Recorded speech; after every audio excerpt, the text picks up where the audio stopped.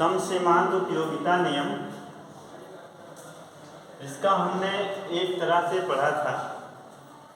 Martial की जो परिभाषा है वो कहती है कि अगर हमारे पास दो या दो से अधिक साधन हैं तो हम उनका इस प्रकार से प्रयोग करते हैं कि उनसे हर एक से मिलने वाली सीमांत उपयोगिताएं बराबर हो जाती हैं। यही था, यही पढ़ा था हमने, पढ़ा था ना? यही नहीं याद है? कुछ याद है? पढ़ते ही नहीं।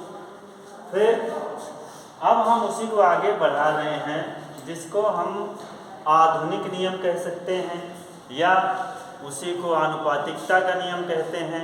हालांकि इसमें भी विद्वानों में बहुत मतभेद है। कुछ लोग कहते हैं कोई फर्क नहीं पड़ता कि हम समसीमांत उपयोगिता नियम कहें कि आनुपातिकता का नियम कहें, वो वैसे ही था, हमने इसको रिप्रेजेंट किया है अलग अलग तरीके से। बात दोनों का आंसर एक ही है। तो आज हम उसको थोड़ा सा आनुपातिकता का नियम के हिसाब से पढ़ रहे हैं।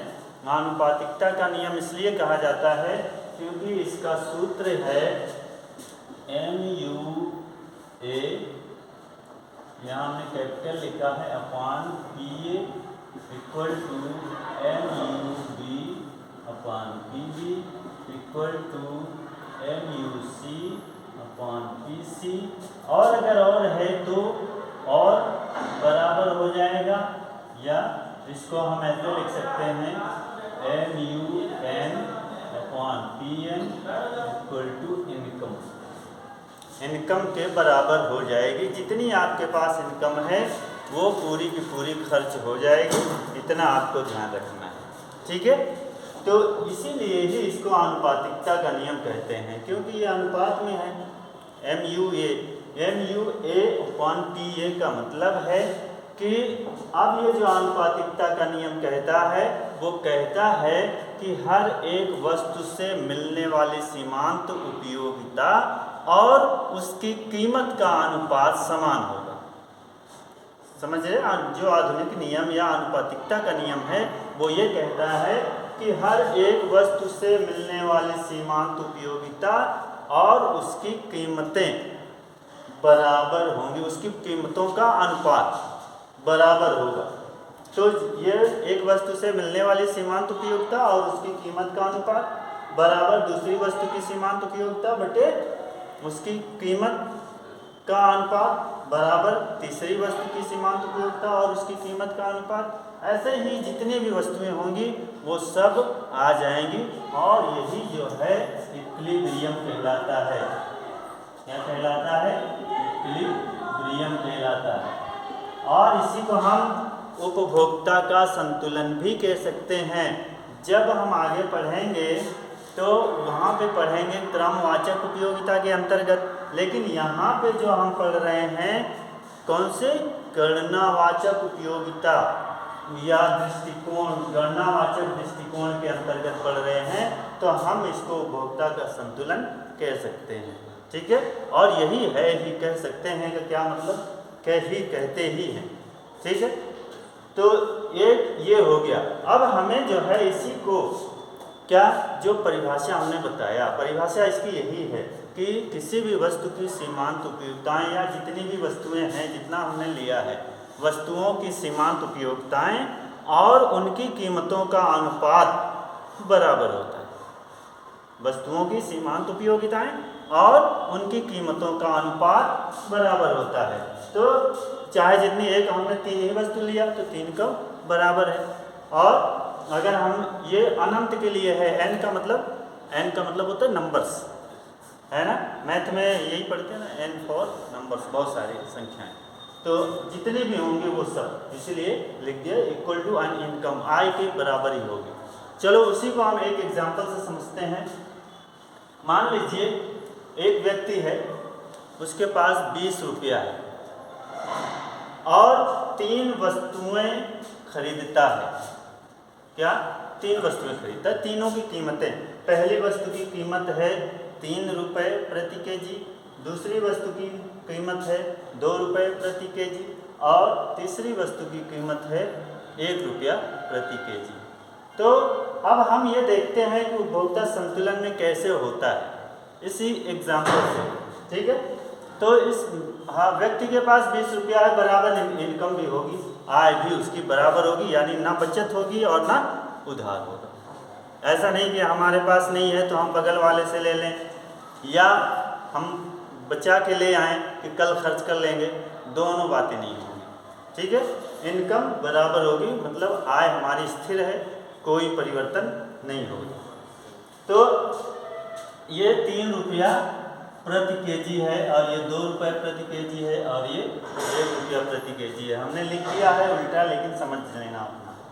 और अब इसको देखो, जब व्यक्ति कोई वस्तु खरीदता है पहली वस्तु से, तो उसकी जो सीमांत उपयोगिता है वो कितनी मिलती है? 60। कितनी होती है? 60 के बराबर। तो वो पहले निश्चित रूप से इसी पे ही खर्चा करना चाहेगा। वो निश्चित रूप से वो चाहेगा कि वो ए वस्तु खरीद ले, क्योंकि उसमें उसकी सीमांत उपयोगिता ज़्यादा है ना। लेकिन अब वो ये आंकड़े भी लगाता है कि उससे मिलने वाली सीमांत उपयोगिता और उसकी कीमत का अनुपात भी देखना है। तो वो जब इसका अनुपात देखा तो कितना हो गया? बराबर 3 से भाग कर दिया, है ना। यहाँ पर देखो MUA 60 है, बटे प्राइस कितना है इसका? 3 है, 3 रुपये है ना प्रति केजी, तो कितना हो गया? 20। तो उसने देखा कि यहाँ पे 20 के बराबर उसको आनुपातिक रूप से जो उसको मिल रही है सीमांत उपयोगिता, वो 20 है। कितना? आनुपातिक रूप से 20 के बराबर सीमांत उपयोगिता। और अब देखो, जो इस पर देखते हैं तो इस पर भी यहाँ से ज़्यादा ही मिल रही है उपयोगिता, तो वो यहाँ पे खर्च करना चाहेगा। तो कितना? 17 रुपया, है ना। 17 के बराबर सीमांत उपयोगिता मिल रही है। फिर यहाँ पे इस 39 यहाँ भी ज़्यादा ही मिल रही है, तो ये यहाँ पे करेगा। कितना हो गया? 13। ठीक है। और अब यहाँ पे अब वो जो है दूसरी वस्तु को देख रहा है कि इससे सीमांत उपयोगिता उसको ज़्यादा मिल रही है, तो वो यहाँ पे खर्च करेगा। कितना हो जाएगा? 2 रुपये प्रति केजी है, तो कितना हो गया? 2 19 दूना 38। ठीक है। फिर यहाँ पे 32 पे खर्च कर रहा है, कितना हो गया? 16। और 30 बराबर है, तो किसी अब चूंकि इसको अभी खरीदा है तो ये खरीद लेगा इसको। कितना हो जाएगा? 10। और इसका कितना हो जाएगा? 2 15। और इस पे 15 से अब ये इस पे आ जाएगा, क्योंकि यहाँ पे 15, यहाँ 10, उसमें ज़्यादा यहाँ मिल रहा है, तो इसका कितना? 1 रुपया, है ना। इस पे MUC कितना है? 18/1 बराबर 18, तो ये 18 ही हो जाएगा। फिर अब वो यहाँ पे खर्च करेगा, तो कितना हो गया? 5। 3 से भाग करना है ना, 5 हो गया। फिर अब वो इन दोनों में से इस किसी पर भी खर्च कर लेगा, तो इस पर ही खर्च करेगा। कितना? 10। और इस पे 5, और फिर 3 और 5 इस पे खर्च करेगा 1, फिर इस पे खर्च करेगा। कितना हो गया? इसको 5 बना लो, तो कितना हो जाएगा?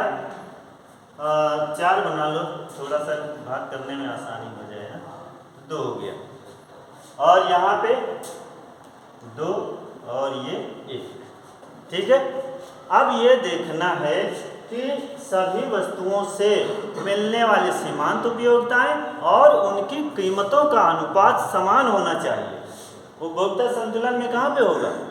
वहीं पर होगा जहाँ पे सभी वस्तुओं से मिलने वाली सीमांत उपयोगिताएं समान हो जाए। तो समान कहाँ पे होंगी? हम इनको देखें, ये देखो 20 तो इसमें है नहीं कहीं भी, 17 इसमें भी कहीं नहीं है, 17, 13 इसमें भी कहीं नहीं है, 13, 10 है, लेकिन इसमें नहीं है, 10 इसमें नहीं है। सर तो 5 नहीं होना था। सर 5 होगा। कहाँ पे? वो लास्ट वाली यहाँ पे, यहाँ 5 होगा। गुड। तो 5 वाला 10 इसमें, 15 30, और ये 20 है, इसको 20 बना लो, तो ये हो गया हमारा 10। ठीक है, तो ये हमारा जो है ये बराबर आ रहा है, जैसे ज़्यादा जा रहा है क्या, एग्जाम्पल कहीं 32 के बाद 20 10 है, ये 20 है भाई, नहीं तो बन नहीं रहा है ना, कितना था यहाँ पे 10, तो ये 5 हो गया, ये 10 हो गया, नहीं तो कहीं आ ही नहीं पाएगा। तो अब देखो ये हमारा जो है एक संतुलन ये बन रहा है इसके हिसाब से, और दूसरा संतुलन बन रहा है हमारा ये वाला, है ना, दो संतुलन है। अब यहाँ भी कंफ्यूजन, दो दो बिंदु पर तो उपभोक्ता संतुलन में हो नहीं सकता, निश्चित है। तो अब हमें इसको पता लगाना है कि कैसे बराबर है, किस बिंदु पर बराबर है। तो एक काम करते हैं, ये कितना है, चौथी इकाई है, तो 3 गुणे 4 कर लेते हैं, प्लस ये कितना है, तीसरी इकाई है ना, ये वाली तीसरी इकाई है, यहाँ से जा रही है, तो 3 गुणे 2 हो गया प्राइस, और ये कितना है, दूसरी इकाई है, प्लस 2 गुणे 1 हो गया, ठीक है। इसको जोड़ लिया तो कितना हो गया, 3 चौक 12 प्लस 6 प्लस 2 बराबर कितना, 12 6 18 2 20 रुपये हो गए। वैसे यहाँ पे उपभोक्ता संतुलन में इसी बिंदु पर होगा, संतुलन इसी बिंदु पर होगा, ये बात समझ में आई। और इसमें देख लें अगर, चलो इसको भी मिलान कर लेते हैं, ये कौन सी इकाई है, 5 गुणे 3, और ये कौन सा है, दूसरा है, चौथा है, प्लस 4 गुणे 2 प्लस ये कौन सा है, तीसरा है, 3 गुणे 1 बराबर कितना हो गया, 15 प्लस 8 प्लस 3 कितना हो गया, 15 8 23 3 26, और हमारे पास रुपया कितना था, 20 रुपये था, है ना, 20 रुपया तो लेके निकले थे। तो ये वाला तो बिल्कुल ही संभव नहीं है, क्योंकि उतना हमारे पास पैसा नहीं है और इनकम निश्चित है, इससे आगे पीछे हो नहीं सकती। तो संतुलन में कहाँ पे होगा, वो इसी वाले बिंदु पर होगा जहाँ पर उपभोक्ता को 10 10 और 10 के बराबर ही सीमांत उपयोगिताएं मिल रही हैं। ठीक है, समझ में आ गया। और कोई किसी को प्रॉब्लम है? अभी इसका हम एक पॉइंट और बताते हैं। और इसमें देखो सभी में ऐसा है, इसमें 7 से 51 39 30 15 38 32 20 10 4 18 10 5 2 1, किसी में ऐसा नहीं है कि यहाँ घटा हो फिर नीचे बढ़ गया हो। सब में ऊपर ज़्यादा फिर नीचे कम कम कम, इसी को ही उपयोगिता ह्रास नियम कहते हैं। अगर कभी ये पूछा जाए कि सम सीमांत उपयोगिता नियम का आधार क्या है और उस ऑप्शन में लिखा हो कि उपयोगिता ह्रास नियम, तो आंख बंद करके उपयोगिता ह्रास नियम पे निशान लगा देना। ठीक है, तो ये हो गया। अब इसमें चूंकि ये कह रहा है कि हर एक वस्तु से मिलने वाली सीमांत उपयोगिता और उसकी कीमतों का अनुपात बराबर होता है, तो बराबर यही बराबर हमें करना है, यही बराबर करने के लिए हमने इतना सब किया। ठीक है, और ये दोनों हमने देखा कि बराबर भी हो गया। और दो अगर पॉइंट आ गए तो दो पॉइंट में भी हमने देख लिया कि कैसे जानेंगे कि कौन सा संतुलन का बिंदु है। तो हमने उसको संख्या और उसकी प्राइस से गुणा करके सब कुछ जोड़ लिया, है ना। उसके कितनी बार कितने संख्या लिया है हमने, ये कितने चौथी संख्या है और ये तीसरी संख्या और ये दूसरी संख्या, उनकी प्राइस से गुणा करके हमने देख लिया कि पैसे हमने कितने खर्च किए। अगर जितना पैसा लेके गए थे उतना पूरे खर्च हो गए हैं तो निश्चित रूप से हमारा सही है। ठीक है, और अगर उसमें कमी या वृद्धि हुई है तो फिर मान लेंगे कि संतुलन नहीं है। जैसे यहाँ पर देखा, यहाँ पे 20 रुपये की बजाय 26 रुपये आ रहा है, तो हम मानेंगे कि यह संतुलन नहीं है, बिल्कुल नहीं है। ठीक है, अब चलो हम इसको एक चित्र के माध्यम से भी देख लेते हैं। चित्र थोड़ा जल्दी से बनाते हैं। देखो कितनी वस्तुएं हमारे पास, 3 वस्तुएं हैं, 1 2। ए वस्तु है, बी वस्तु है और सी वस्तु है।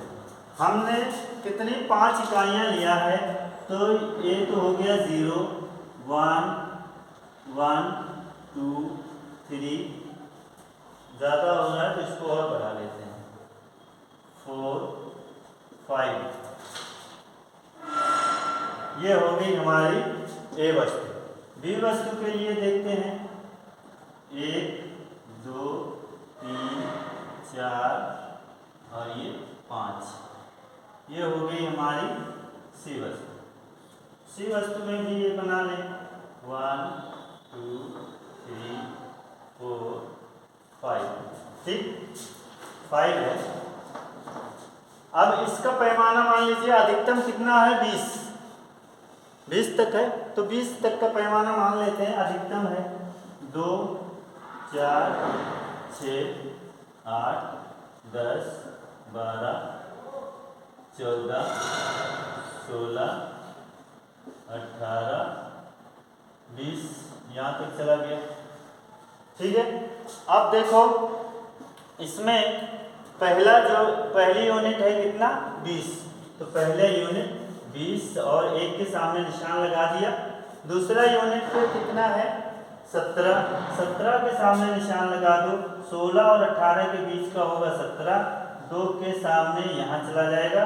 3 के सामने कितना, 13 पे जा रहा है, 13 और 14, 12 और 14 के बीच में 3 का निशान लगा दिया। और चौथा पे कितना, 10 के सामने चौथा इकाई पे निशान लगा दिया।